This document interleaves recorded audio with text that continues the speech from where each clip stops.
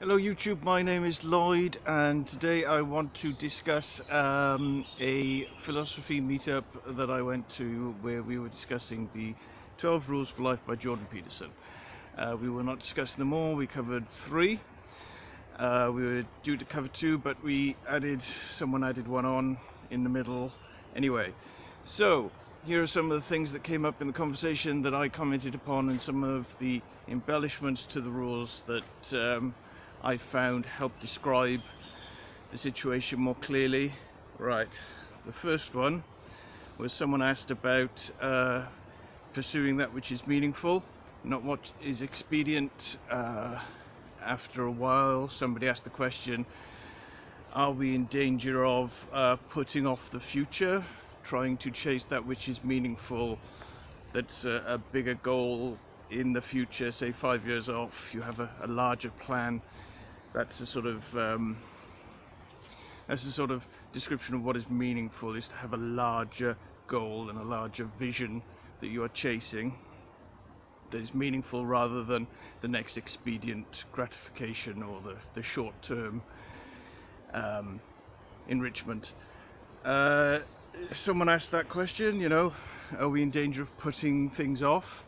And I pointed out that following what is meaningful makes me a better person now. That by being someone with larger goals, with more values and stronger root in a goal-orientated or a meaningfulness-orientated world, I am now in that moment. I would be a better person. I would be a richer, stronger, more self-sufficient, self-aware, capable person. Someone across the circle then pointed out that what I was saying was similar to when they had decided to join the army. I'm not saying that's a good thing or a bad thing. They decided to join the army. They were unfit and a bit overweight, I think, by what I can remember what they said. And they went to the gym to get fit because they were motivated to join the army, and they overcome the embarrassment of going to try to get fit when they were unfit because they had a larger goal and a greater ambition that was further off, enriched their lives in that moment because they were willing to pursue it and suffer the humiliation and embarrassment that they would feel short term to be a better person long term. That was a great encapsulation of the follow what is meaningful, not what is expedient thing that came up in that conversation. The one that I commented on is have friends that want what is best for you, or always try to have, I can't remember the wording, I'll maybe write it in the description. I described a couple of situations where I think I had a good effect on people, where I helped enrich their lives, where one of them was showing petulance at other people not being willing to do work that he was doing, and I expressed that it was worth making that sacrifice irrespective of other people dragging other people down. Anyway, I felt like I helped enrich and motivate that person towards doing the best for everybody, and even the people who didn't want the best for everybody and who were just trying to take advantage of the work others were doing. I think that my virtue, or the virtue that I had, which was as much as I had, which was not total and is not total and could be better always,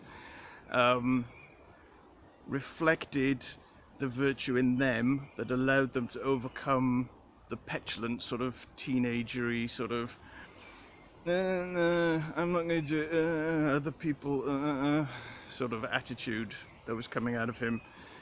And I think there was a reflection of the virtue in each other came out in that relationship, in our discussing the situation and sharing our thoughts on it.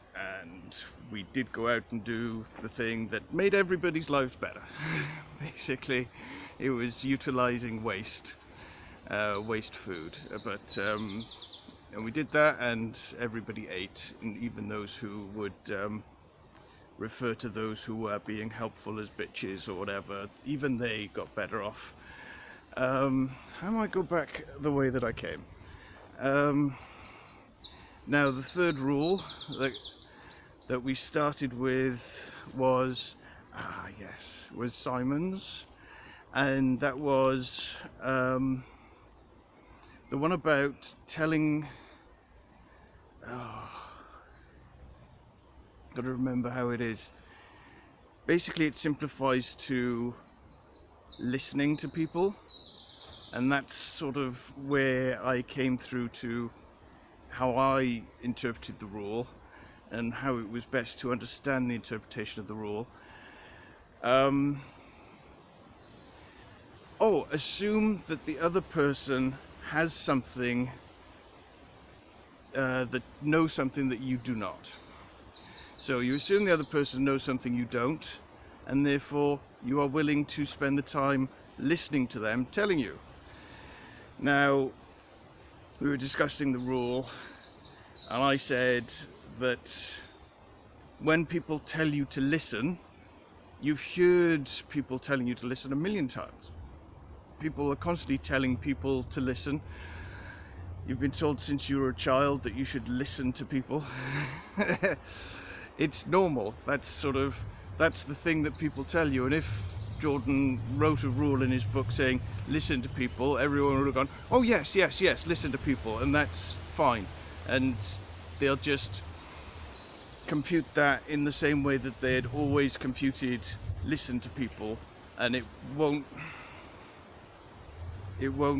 affect the change in their behavior that would enrich their interactions with people. I highlighted that art is a way of changing people's perceptions so that they can, or art is useful in the way that it changes. One of the ways in which art is useful is in the way that it changes people's perceptions so they see things afresh and anew and perceive things in a more meaningful or even a less meaningful and a less useful way. There's a thing about Oscar Wilde saying that nobody saw the fog in London until people started to paint it. That's the quote that I always remember on that.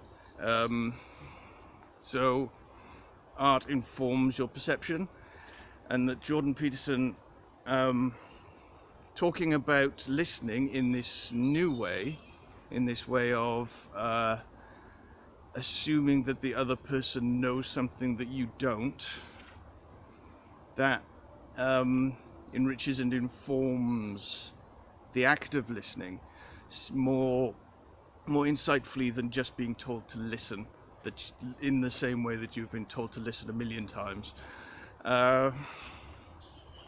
Assume that the other person knows something that you don't. So I think that's a way of interpreting why that rule is the way that it is, that helps. And it's still meaningful, it's still a truthful thing. I don't mean to degrade it to it's just the same as listening, like you've always been told to listen. It's,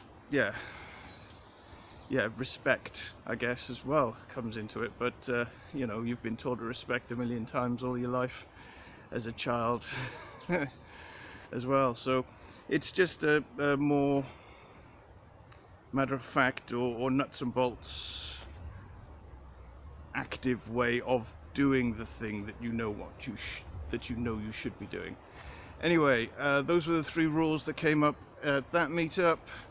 I'll probably do every time that I go to one. Thank you for watching for the 10 minutes. Goodbye.